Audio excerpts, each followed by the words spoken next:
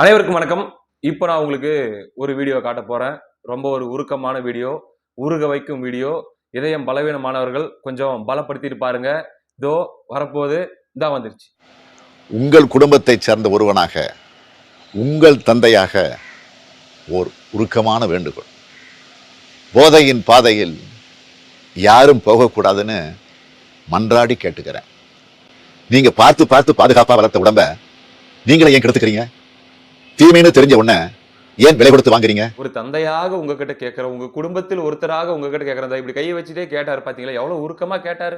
இதை பார்த்தவங்க பாதி பேர் என்ன உருகி இருப்பீங்க. அப்படிலாம் உருகிறாதீங்க. Control your self. இதை பார்க்குற சில 90s கிட்ஸ்கள் இதை நான் இதுக்கு முன்னாடி எங்கேயோ பார்த்துருக்குறேங்க, இதே மாதிரி தான் இருக்கும், ஆனால் பட்டு ஞாபகத்துக்கு வரமாட்டேங்குது அப்படின்னு நீங்கள் ஃபீல் பண்ணுறது எனக்கு புரியுது. அந்த ஃபீலிங் இந்த வீடியோவை பார்க்கும்போது எனக்கு வந்துச்சு. இது அப்பா வெர்ஷன். இப்போ நம்ம பார்த்தோம், உருகினது வந்து அப்பா உருகினதை பார்த்தோம். இதுக்கு முன்னாடி தாத்தா ஒருத்தர் உருகிட்டு இருப்பாரு ஒரு 10 வருஷத்துக்கு முன்னாடி. கண்ணு இந்த மாதிரி பண்ணி தொலைகிறீங்க கண்ணே, உங்களுக்கு விவரம் தெரியாதுடா. 27 வயசுக்குள்ள உன்னோட வாழ்க்கை வீணா போயிடும்டா. அழுதுகிட்டு சொல்றா, தாத்தா டே வேண்டாடா கண்ணு, வேண்டாடா கண்ணு, டே டே டே உங்க பாதத்தை தொட்டு வணங்குறேன், இனிமேல் அந்த தப்பு பண்ணிட்டாதீங்களா. இப்ப ஞாபகம் வந்துருச்சா? இது தாத்தாவுடைய உருக்கமான வேண்டுகோள், தாத்தா வெர்ஷன். தாத்தாவுடைய பேச்சு கேட்காம சீரழிஞ்ச இளைஞர்கள் பல பேர் இருக்கிறீங்க. 90s kids and 80s kids. குறைஞ்சபட்சம் அப்பா பேச்சாச்சும் கேளுங்க. ஆமா, போதையின் பாதையில் செல்ல வேண்டாம். இப்படியாக உடன்பிறப்புகளின் அப்பா ஸ்டாலின் அவர்கள் உருகி உருகி கேட்டும் கூட ஒரு துயர சம்பவம் நடந்து விட்டது தென்காசியில். நேற்று தாங்க அந்த வீடியோ சமூக ஊடகங்களில் வைரலாக பரவச்சிங்க. தென்காசியில் அது என்ன ஃபங்க்ஷன்? அப்பா ஸ்டாலின் அவர்களுடைய பிறந்தநாள் ஃபங்க்ஷன், டேடி பர்த்டே. அந்த ஃபங்க்ஷன் நடந்துட்டு இருக்கும்போது ஒரு மகளிர் உடன்பிறப்பு அவங்க மேடையில் பேசிட்டு இருக்கிறாங்க. பேசிட்டு இருக்கும்போது பார்த்தீங்கன்னா இப்படி ஒரு சம்பவம் நடக்குது.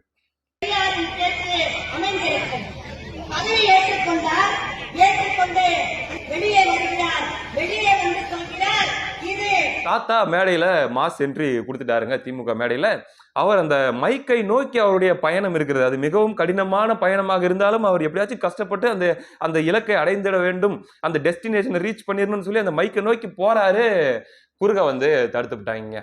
தடுத்து அவருடைய ஏதோ ஒரு சொல்ல வராரு. அவர் ஏதோ ஒன்று சொல்ல வராரு. எனக்கு தெரிஞ்சு நீங்க கேட்கலாம், ஏடா வந்து போதையின் பாதையில் செல்ல வேண்டாம் அப்படின்னு சொல்லி இவ்வளவு தூரம் அப்பா ஸ்டாலின் அவர்கள் சொல்லியிருக்காரு, அதையும் மீறி இந்த பெரிய மனுஷன் வராருன்னா தடுக்காம என்னையா பண்ணுவீங்க? அப்படிதான் தடுப்பாங்க.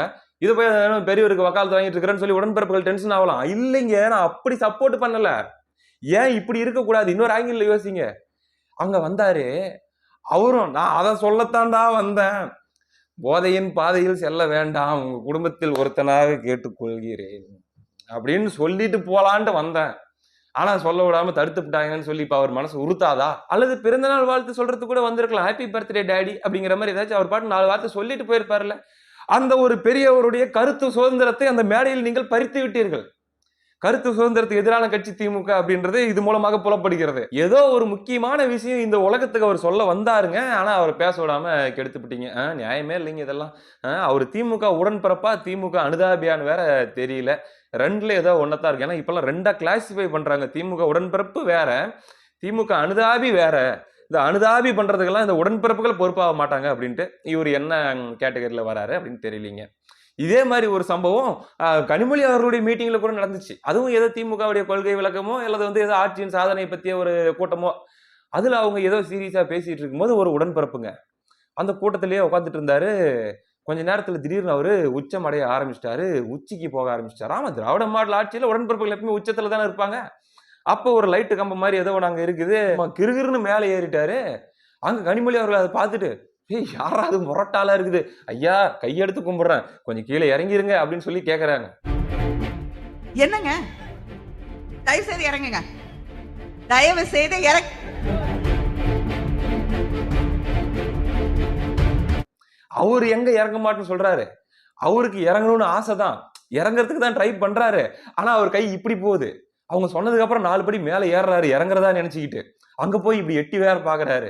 ஐயா அலப்பற பண்ணாதீங்க, இறங்குங்க அப்படின்னு சொல்லி கேட்டா அவர் அப்படியே அங்கிருந்துகிட்டு குறுகுறுன்னு பாக்குறாரு. அதாவது அவருடைய மைண்ட் வாய்ஸ் என்னன்னா, நான் ஏறி இருக்கிறேன் அப்படின்றத நீங்க பாக்குறீங்க, எனக்கு ஏறி இருக்குது அப்படிங்கறத நீங்க பாத்தீங்களா? அது இறங்காம நான் இறங்க மாட்டேன் அப்படிங்கிற மாதிரி அவர் சொல்ல வந்தாருன்னு நினைக்கிறேன். ஆனா அதுல அவருடைய விழிப்புணர்வு நம்ம பாராட்டணுங்க. மனுஷன் அந்த ஒரு போதையிலையும், ராஜ போதை, அந்த ஒரு போதையிலையும் வேட்டி கட்டிக்கிட்டு அவ்வளவு உயரத்தில் ஏற போறோம் என்பதை முன் உணர்ந்து ஒரு டவுசரை போட்டுட்டு ஏறி இருக்காருல்ல. இது வந்து உலகத்துக்கு ஒரு பாடம். எப்படி வந்து இந்த மேடையில, தென்காசி மேடையில ஒரு பெரியவர் ஏதோ இந்த உலகத்துக்கு சொல்ல வந்தாரு வார்த்தைகள் மூலமா. இவர் வந்து ஒரு செயல் மூலமாகவே இந்த உலகத்துக்கு ஒரு செய்தி சொல்லிட்டாருல, ஒரு விழிப்புணர்வு. அதாவது வேட்டி கட்டிட்டு உயரத்துல ஏறதா இருந்தா டவுசர் போட்டுட்டு ஏறணும்டா அப்படின்னு சொல்லி அனைத்து பேரையும் அலர்ட் பண்ணிட்டாருல. ஆமாங்க, அந்த வகையில வந்து அவரை பாராட்டணும். அப்படி உடன்பிறப்புகள் ஒவ்வொரு மீட்டிங்லயும் ஒவ்வொரு விதமான சேட்டைகள். போதையின் பாதையில் செல்ல வேண்டாம், உங்களை குடும்பத்தில் ஒருத்தனாக கையெடுத்து கும்பிட்டு கேட்டுக்கிறேன்டா பேர பசங்களா, என் மகன் போன்ற வாலிபர்களே அப்படின்னு சொல்லி ஐயா ஸ்டாலின் அவர்கள் சொன்னாலும், ஒரு மீட்டிங் இப்ப சேலம் மாநாட்டில் அப்படிதான் நடந்துச்சுங்க. அங்க 3 சீட்டு ஆடுறது, அதுக்கப்புறம் பிரியாணி அண்டாக்குள்ள உள்ள பூந்து வெளியே வந்து சைடு வழியா மேல வர்றது, இந்த மாதிரியான வேலைகள்லாம் கூட பண்ணிட்டு எண்ணெய் பாக்கெட்டு, உப்பு பாக்கெட்டு இது எல்லாத்தையும் வந்து ஹைஜாக் பண்றது, ராபரி பண்றது அப்படிங்கிற மாதிரியான ஹாபிஸ்ல ஈடுபட்டதையும் நம்ம செய்திகள்ல பார்த்தோம். இப்படியாக அதாவதுங்க 10 குரங்கு கூட வச்சு ஹேண்டில் பண்ணி போடலாம், இந்த 10 உடன்பிறப்புகளை வச்சு ஹேண்டில் பண்ண முடியல அப்படின்னு சொல்லி ஐயா ஸ்டாலின் அவர்கள் மன உளைச்சல் ஏற்கனவே அவர் சொல்லியிருக்காரு. நம்முடைய கட்சிக்காரர்களே, நம்முடையவர்களே என்னை மேலும் மேலும் துன்பப்படுத்தினால் நான் எங்கே போவது, யாரிடம் சொல்வது அப்படின்னு சொல்லும் போது கூட பொன்முடி ஒரு அழகா ஒரு சிரிப்பு சிரிச்சாருல்ல, அந்த மாதிரி சிரிப்பு தாங்க இந்த உடன்பிறப்புகள்லாம் இந்த மாதிரி ஏதாவது ஒரு சேட்டையை பண்ணிவிட்டு சிரிச்சு வச்சிடறாங்க. அதை பார்த்து தமிழ்நாடே சிரிக்குது. இப்படியாக ஒரு 4 வருஷத்தை ஓட்டி விட்டாங்க. ஆனா இந்த ஐயா ஸ்டாலின் அவர்களுடைய அந்த வீடியோ இருக்குது இல்ல, அந்த வீடியோ, அந்த மன்றாட்டு வீடியோ இல்லையா, அந்த உருக்கமான அந்த வீடியோ இருக்குதுல்ல, அந்த வீடியோவை பார்த்துட்டு பாயிண்டா கேள்வி கேட்கிறாங்க. உங்க குடும்பத்தில் ஒருத்தனாக நான் கேட்கிறேன், போதையை தேடி போகாதீங்கன்னு சொல்றீங்களே, அப்புறம் எதுக்குங்க அதை விற்கிறீங்க? இப்ப எங்க குடும்பத்துல ஒருத்தங்க இருக்காங்க, உங்க அப்பா மாதிரி நானுன்னு வேற சொல்றீங்க. இப்ப எங்க அப்பா இருக்காங்க அப்படின்னா, நான் குடிக்க கூடாது, நான் போதை போடக்கூடாதுன்னு எங்க அப்பா ஆசைப்படுறாருன்னு வச்சுக்கலாம். என்ன சொல்லுவாரு? குடிக்க கூடாதுன்னு சொல்லுவாரு, ரைட்டு. ஆனா 4 full bottle, 4 beer bottle, wine bottle எல்லாத்தையும் வந்து அப்படியே தோரணமா கட்டி தொங்க விட்டுட்டு, வீட்டுல நல்லா நடு வீட்டுல நடு ஹாலில் அப்படி தொங்க விட்டுட்டு, அந்தாட்ட சோஃபால அவர் உட்காந்துக்கிட்டு, இந்தாட்ட சேர்ல என்ன உட்கார வச்சுட்டு, மன்றாடி கேட்டுக்கொள்கிறேன், போதையின் பாதையில் செல்ல வேண்டாம். அண்ணாந்து பாரு, பார்த்துட்டியா, மீண்டும் மன்றாடி கேட்டுக்கொள்கிறேன், போதையின் பாதையில் செல்ல வேண்டாம் அப்படின்னு சொன்னாங்கன்னா, அது ஏற்கனவே நல்லா குடிச்சு பழக்கப்பட்ட மகனை உட்கார வச்சுட்டு ஒரு டாடி அப்படி முன்னாடி வச்சுட்டு சொன்னார்னா அவனுக்கு எவ்வளவு கடுப்பாகும். ஏங்க, ஒரு கருவாடு நல்லா சுட்டு ஒரு குண்டாவில் வச்சுட்டு ஒரு பூனையை அங்கே பக்கத்தில் வச்சுட்டு மன்றாடி கேட்டுக்கொள்கிறேன், அந்த கருவாட்டை மட்டும் தின்ன வேணாம் அப்படின்னு சொன்னா அந்த பூனை சும்மா இருக்குமா? ஆனால் தின்னத்தானுங்க செய்யும். அப்ப வந்து நீங்க உண்மையிலேயே அக்கறை இருந்தா, இன்னைக்கு பாருங்க இவரு மாசு சார், அது ஏன்டா மற்றவங்களெல்லாம் சொல்லும் போது ஒரு மாதிரி சொல்ற, அவரை சொல்லும் போது மட்டும் சார் அப்படின்னு சொல்ற அப்படின்னு நீங்க கேட்கலாம். அது என்னவோ தெரியலீங்க, அது மரியாதை. அவர் சொன்னாலே அந்த மரியாதை எனக்கு வந்துருது. நிறைய பேர் இப்ப அவர் அப்படி மரியாதையா தான் கூப்பிடுறாங்க. ஆமா, மாசு சார் அப்படின்னா தான் அது நல்லா இருக்குது, அது ரெஸ்பெக்டா இருக்குது அப்படின்னு சொல்றாங்க. அவரு என்ன சொல்லியிருக்காரு, வெயில் காலமா இருக்குது, கத்திரி வெயில் சும்மா அடிக்கிற அடியில மண்டைய பொழக்குதுங்க, மண்டைய பொழக்குது. இந்த மாதிரியான வெயில் காலத்துல தயவு செஞ்சு சரக்கு போடாதீங்க, யாரும் வந்து போதையை போடாதீங்க, சாராயம் குடிக்காதீங்க, கோட்டரை வாங்கி போடாதீங்க. போட்டீங்கன்னா பாத்தீங்கன்னா உங்களுக்கு அப்படியே டீஹைட்ரேஷன் ஆயிரும். உடனே நீர் சத்து குறைபாடு வந்து மயக்கம் போட்டு உழுது செத்து போயிருவீங்க, பாத்துக்கங்க, குடிக்காதீங்க அப்படின்னு சொல்லி அட்வைஸ் பண்றாருங்க.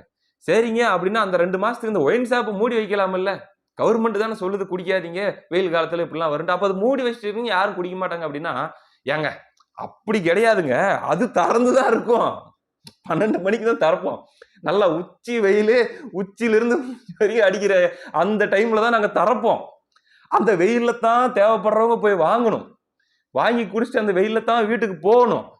அங்க டீஹைட்ரேஷன் வந்தாலோ அல்லது வந்து வேற எதையாச்சும் வந்தாலோ சுருண்டு விழுந்து செத்தாலோ அது ஊம்பாடு, அது திறந்துதான் இருக்கும். ஆனா குடிக்காத, மன்றாடி கேட்டுக்கொள்கிறேன், திராவிட மாடல் ஆட்சி உங்களிடம் மன்றாடி கேட்டுக்கொள்கிறது அப்படிங்க வேண்டியது. எங்க திறந்து வச்சிருக்கீங்கன்னு கேள்வி கேட்டா அதுக்கு ஒரு பதில் சொன்னாரு பாருங்க. ஏங்க, மெடிக்கல் ஷாப்ல கூட தாங்க விஷம் விக்குது, அதுக்காக போய் விஷத்தை வாங்கி குடிச்சிருவீங்களா அப்படின்ட்டு. எந்த மெடிக்கல் ஷாப்ல விஷம் விக்குதுன்னு எனக்கு தெரியல.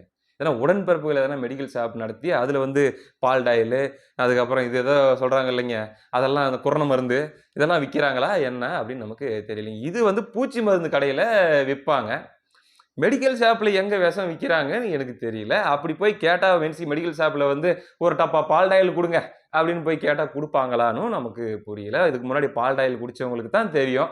பால் டாயில் குடிச்சவங்க இதுக்கு முன்னாடி போய் குடிக்கும்போது மெடிக்கல் ஷாப்ல வாங்கி குடிச்சாங்களா, அதுவும் நமக்கு தெரியல. அது அவங்க கிட்ட தான் கேட்கணும், சொல்ல மாட்டாங்க கேட்டாலும். அப்படியாக இப்படி ஒரு விளக்கத்தை அவர் கொடுக்குறாரு. உள்ளூர்ல திரும்புற திசையெல்லாம் பிரச்சனை, எல்லாமே டோட்டல் டேமேஜ். ஆனா நாங்க இந்த ஆட்டை திரும்பிக்கிட்டு நாங்கள் இந்தியாவுக்கே வழிகாட்ட போகிறோம், திராவிட மாடல், நாங்கள் வந்து பாஜக எதிர்ப்பில் மற்ற மாநிலங்களுக்கெல்லாம் முன்னுதாரணமாக இருக்க போகிறோம். அதே போல் இந்த காலை உணவு திட்டம்லாம் பார்த்தீங்கன்னா கனடாலேருந்து வந்து நோட்ஸ் எடுத்துக்கிட்டு போயிட்டாங்க. ஆமாம், ஜஸ்டின் ட்ரூடோவா கனடா பிரதமராக இருந்தாப்புல இல்லை அப்போ ஒரு செய்தி கலைஞர் நியூஸில் போட்டு உருட்டுறாங்க. அதாவது கனடா நாட்டில் வந்து காலை உணவு திட்டம் கொண்டு வந்திருக்கிறாங்க, அதற்கு வந்து திராவிட மாடல் தான் முன்னுதாரணமாக இருக்கிறது அப்படின்ட்டு அதில் ஒரு உருட்டு. இப்படி உலக லெவல்ல அப்புறம் வந்து நியூயார்க்ல இருக்கிற டைம் ஸ்கொயர் அப்படிங்கிற அந்த சதுக்கத்துல முதலமைச்சரை வந்து வரவேற்று போட்டாங்க அவர் இவரு யூஎஸ்க்கு போகும்போது அப்படிங்க வேண்டியது. அது யாரா அப்படின்னு சொல்லி கிராஸ் செக் பண்ணி பார்த்தா உடன்பிறப்புகள் ஏதோ ஒரு டாலர் எத்தனையோ $500 $5000 ஏதோ செலவு பண்ணி அந்த வேலை பார்த்துட்டு இருக்கிறாங்க. இப்படியாக விளம்பரப்படுத்திக்கிட்டு பில்டப் கொடுத்துக்கிட்டு ஆனா ஊர்ல போறவங்க வரவங்க எல்லாம் ஏமாத்திட்டு இருக்கிறாங்க.